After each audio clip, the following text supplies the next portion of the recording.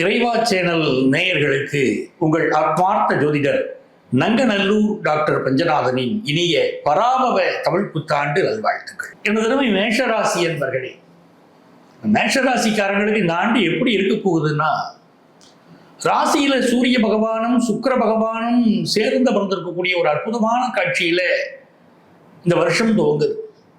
இந்த பராபவ ஆண்டுல எங்க நீங்க வேலையில இருந்தாலும் ஒரு தலைமை பொறுப்பு உங்களை தேடி வரும். ஏற்கனவே வேலையில பல்வேறு பிரச்சனைகளை நாங்கள் இருந்துகிட்டு இருக்கோமே, எங்க சார் தலைமை பொறுப்பு எங்களுக்கு வருது அப்படின்னு கேட்கக்கூடிய உங்களுக்கு, நல்ல வேலை மாற்றத்தை எதிர்பார்க்கக்கூடியவர்களுக்கு நல்ல வேலை மாற்றம் இந்த ஆண்டு அமைய போகுது. குறிப்பா ஒரு ஆபீஸ்ல நீங்க எதிர்பார்க்கக்கூடிய ப்ரமோஷன், டிரான்ஸ்ஃபர் இதெல்லாம் கிடைக்கும். ஆரம்பத்துல வேலையில பிரச்சனை இருக்குன்னு சொல்றவங்க கூட பின்னால வேலையில பிரச்சனைகள்லாம் தீர்ந்துருச்சு ஜூன் மாதத்துக்கு பிறகு நீங்க சொல்லுவீங்க. ஏன்னா குரு பகவான் உங்க ராசிக்கு 12ஆம் இடத்தை பார்க்கிறார். ராசிக்கு 12ஆம் இடத்துல செவ்வாய், சனி, புதன். ராசிக்கு 2ஆம் இடத்துல உங்களுக்கு சந்திர பகவான். இந்த ஆண்டுடைய லக்னம், அப்ப ஆண்டுக்கு உடைய லக்னம் 2ஆம் இடத்துல இருக்கு. அப்படி பார்க்கிற போது இந்த மேஷ ராசிக்காரர்களுக்கு உங்க ராசியில சந்திரன், உங்களுடைய இயற்கையான ஜோதிடம், உங்களுடைய பிறவி ஜாதகத்துல அந்த இடத்துல சூரியன் சுக்கிரன் இருக்கிறாங்க. அப்படிங்கும் போது மிகப்பெரிய வளர்ச்சியை நீங்க காண போறீங்க. தொழில் துறையிலே அபாரமான ஒரு வளர்ச்சி இந்த ஆண்டு இருக்கும்.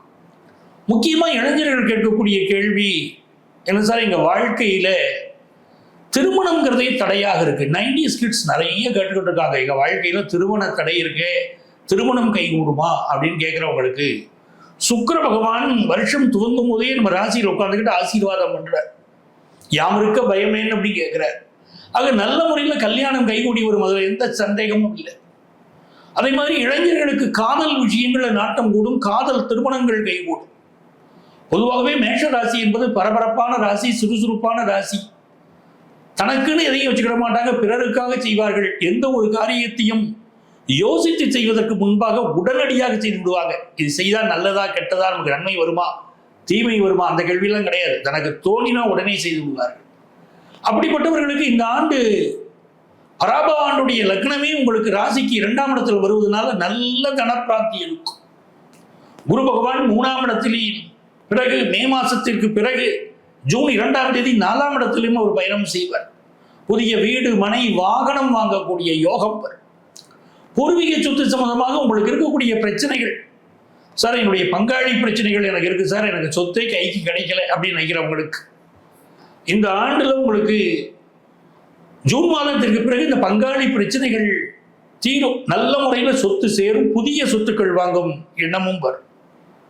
அதே போல இந்த ஆண்டு மிகச்சிறந்த விஷயம் புத்திர பாக்கியம். 5ஆம் இடத்துல கேது பகவான் இருப்பதனால விநாயகர் வழிபாட்டை செய்யக்கூடியவர்களுக்கு அற்புதமான பலன் இருக்கும். குழந்தை பாக்கியம் பலருக்கு கஷ்டப்பட்டு இருப்பீங்க.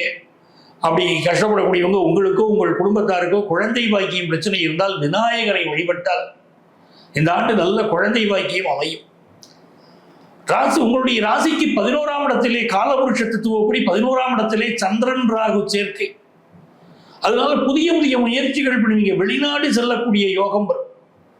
தொழில் சார்ந்த உங்களுடைய முயற்சிகள்ல ஒரு பெரிய வெற்றியை நீங்க பார்ப்பீங்க. இது எல்லாமே உங்களுக்கு ஒரு நல்ல வளர்ச்சி கொடுக்குது, நல்ல சொத்து கொடுக்குது, நல்ல வேலை கொடுக்குது, கல்யாணத்தை கொடுக்குது, புத்திர பாக்கியத்தை கொடுக்குதுன்னு நிறைய வளர்ச்சிகள் இந்த ஆண்டு உங்களுக்கு இருக்கு. 3ஆம் இடத்துல குரு பகவான் இருக்கிற போது சகோதர உறவுகள்ல சில பிரச்சனைகள் வரும். அதுல கவனமா இருக்கணும். எதுல நீங்க அதிக அக்கறை செலுத்தணும் கேட்டீங்கன்னா உங்களுடைய ஹெல்த்ல. குறிப்பாக பாத்தீங்கன்னா 6ஆம் இடத்திற்குரிய புதன் பகவான் 12ஆம் இடத்துல மறைஞ்சிருக்கிறதுனால கொஞ்சம் கால் நரம்புகள், கால்கள் சம்பந்தப்பட்ட பிரச்சனைகள் சிலருக்கு இருக்கலாம். சீனியர் சிட்டிசனா இருக்கீங்க அப்படின்னா வீட்டு பாத்ரூமில் நடக்கிறீங்கன்னா கூட கொஞ்சம் பார்த்து நடக்கணும். ஏன்னா பாத்ரூமில் வழுக்கி விழுறது, அடிபடுறது எல்லாம் மேஷராசிக்காரர்களுக்கு இப்பவே தொடங்கி இருக்கும், ரொம்ப வயதானவர்களுக்கு. ஆகவே வீட்டு பாத்ரூம்ல பார்த்து நடக்க வேண்டிய அவசியம் மேஷராசிக்காரர்களுக்கு உண்டு. இந்த ஆண்டை பொறுத்த வரைக்கும் செல்வம் சேருமா? நல்ல செல்வம் சேரும். புதியதாக தொழில் நடத்தக்கூடியவர்களுக்கு ஒரு பெரிய வளர்ச்சி வரும். என்ன சார் 7.5 சனி தொடங்கி இருக்கு, எந்த வகையில எங்களுக்கு வளர்ச்சி வரும்? ஏன்னா நடக்கக்கூடியது 7.5 சனி. இந்த 7.5 சனி பீரியடில் எங்களுக்கு எங்கிருந்து வளர்ச்சி வரும் அப்படின்னா, ஏழரை சனி காலமாக இருந்தாலும் சுக்கிர பகவானுடைய ஆசீர்வாதமும் சூரிய பகவானுடைய ஆசீர்வாதமும் ராசியில் இருப்பது ஒரு பிளஸ். அந்த ஏழரை சனியை குரு பகவான் பார்த்து உங்கள் பிரச்சனைகளை தணிக்கப் போகிறார் என்பது ஒரு வகையான நன்மையான விஷயமாக இருக்கிறது. ஆகவே மேஷராசிக்காரர்களுக்கு அதி அற்புதமான பலன்கள் உண்டு. இந்த ஆண்டு யாரை வழிபட்டால் எங்களுக்கு நிம்மதி பிறக்கும், வாழ்க்கையில் முன்னேற்றம் வரும், அதுதான் நம்ம தெரிஞ்சுக்கணும்.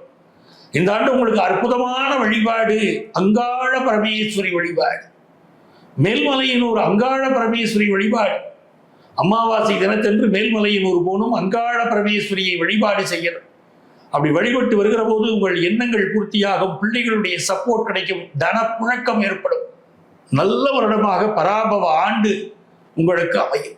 பொதுவா இந்த 2026 தமிழ் புத்தாண்டு என்னவெல்லாம் மாற்றங்களை மக்களுக்கு கொண்டு வரப்போகுது? இந்த 2026ஆம் ஆண்டுல வரக்கூடிய தமிழ் புத்தாண்டுக்கு பேரு பராபவ வருஷம் அப்படின்னு பேர். ஒவ்வொரு தமிழ் புத்தாண்டுக்கும் பார்த்தீங்கன்னா ஒரு சிறப்பு இருக்கும். அப்படி பராபவ தமிழ் புத்தாண்டு என்பது மொத்தம் தமிழ் ஆண்டுகள் 60 ஆண்டுகள், அதுல இது 40வது ஆண்டு. இந்த ஆண்டுகளை பற்றி சொல்கிற போது கால்நடைகள் நல்ல செழிக்கும், பிற்பாதையில நல்ல மழை வளமும் இருக்கும் அப்படின்னு இடைக்காடர் பாடியிருக்கிறார். அப்போ இந்த காலகட்டத்தில் நீங்க பார்த்தீங்கன்னா பொதுவாகவே தமிழ் புத்தாண்டை வச்சுக்கிட்டு தான் பஞ்சாங்கம் கணிப்பது, இந்த வருடத்து பலன்களை சொல்வது அப்படிங்கிறதுலாம் உண்டு.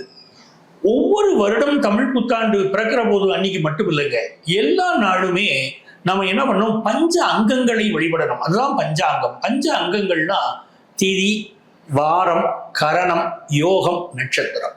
இந்த 5ஐயும் நவக்கிரகங்களையும் வழிபட்டுட்டு நம்ம டெய்லி நம்மளுடைய வேலைகளை தொடங்கினால் 100% நமக்கு வெற்றி கிடைக்கும். அப்படி பராபவ ஆண்டு தொடங்கக்கூடிய கிழமை செவ்வாய்க்கிழமை. அப்படி செவ்வாய்க்கிழமைனா என்ன சிறப்பு? இந்த ஆண்டு மக்கள் முருகப்பெருமானை மிகவும் விரும்பி வழிபடுவார்கள். எங்கெல்லாம் முருகன் தலம் இருக்கிறதோ அங்கு மக்களுடைய கொண்டாட்டங்கள் அதிகமாக இருக்கும். முருகப்பெருமானை வழிபடக்கூடியவர்களுக்கு மிகப்பெரிய வெற்றி வரும். அதே போல இந்த ஆண்டு பிறக்கக்கூடிய நட்சத்திரம் கும்பராசி, சதயம் நட்சத்திரம். சதயம் நட்சத்திரத்துக்காரர்கள் இந்த ஆண்டு தன்னுடைய செயல்பாடுகள்ல ரொம்ப கவனமா சிந்திச்சு அவங்க செயல்படணும். அதே போல சந்திரன் ராகு இந்த ஆண்டு சேர்ந்து பிறப்பதனால மக்களுக்கு மனசுல சலனங்கள் நிறைய இருக்கும். இந்த ஆண்டை பொறுத்த வரைக்கும் முக்கியமாக ஆண்டுடைய கரணம் கௌலவம் கரணம். ஆகவே வாராகியை வழிபடக்கூடியவர்களுக்கு, கௌலவம்னா பன்றியின் அர்த்தம், கௌலவ கரணத்தில் ஆண்டு பிறப்பதனால் வாராகியை வழிபடக்கூடியவர்களுக்கு பெரிய வெற்றி வரும். தங்கத்தின் விலையை பொறுத்த வரைக்கும் இந்த ஆண்டு 10,000க்கு கீழே தங்கத்தின் விலை குறைய போகுது. என்னங்க விலை குறையும்னா என்னங்க பண்றது? தங்கத்தின் விலை கூடாதுன்னா 10,000 ரூபா குறைஞ்சு 30,000 ரூபாய்க்கு மேல தங்கத்தின் விலை ஏறிடும். ஆகவே தங்கத்தில் இன்வெஸ்ட் பண்றது இந்த ஆண்டு மிக பெரிய சிறப்பு. இன்னொரு மிக முக்கியமான இன்வெஸ்ட்மெண்ட் ரியல் எஸ்டேட் இன்வெஸ்ட்மெண்ட். மண்ணுல பணத்தை போடுறதும் பொண்ணுல பணத்தை போடுறதும் இந்த ஆண்டு மிகப்பெரிய வளர்ச்சியை கொடுக்கும். சுக்கிர பகவானுடைய நிலையை பார்க்கிற போது பெண்களுக்கு எதிரான பாலியல் குற்றங்கள் அதிகரிக்கக்கூடிய ஆண்டுங்கிறதுனால பெண்கள் மிக கவனமாக இந்த ஆண்டு இருக்கணும். நம்ம பேசிட்டு இருக்கக்கூடிய இந்த காலகட்டத்தில் உங்களுக்கு பார்த்தீங்கன்னா போர் மேகங்கள், குண்டு மழைகள் அப்படிலாம் இருக்கக்கூடிய ஒரு காலகட்டத்தில் பெட்ரோல் தட்டுப்பாடு இப்படிலாம் இருக்கு. இது தீருமா? நம்மளுடைய முக்கியமான கேள்வி இல்லையா? பராபவ ஆண்டுல இந்த ஆண்டு ஜூலை மாதம் வருகிற போது, ஜூன் மாதம் முடிகிற போதே எல்லா பிரச்சனைகளும் நிவர்த்தியாக ஆரம்பிச்சிடும். அதே போல மிக முக்கியமான ஒரு கிரகநிலை இந்த ஆண்டு குரு பகவான் மிதுனம், கடகம், சிம்மம் என்ற 3 ராசிகளில் பிரவேசம் செய்கிறார்.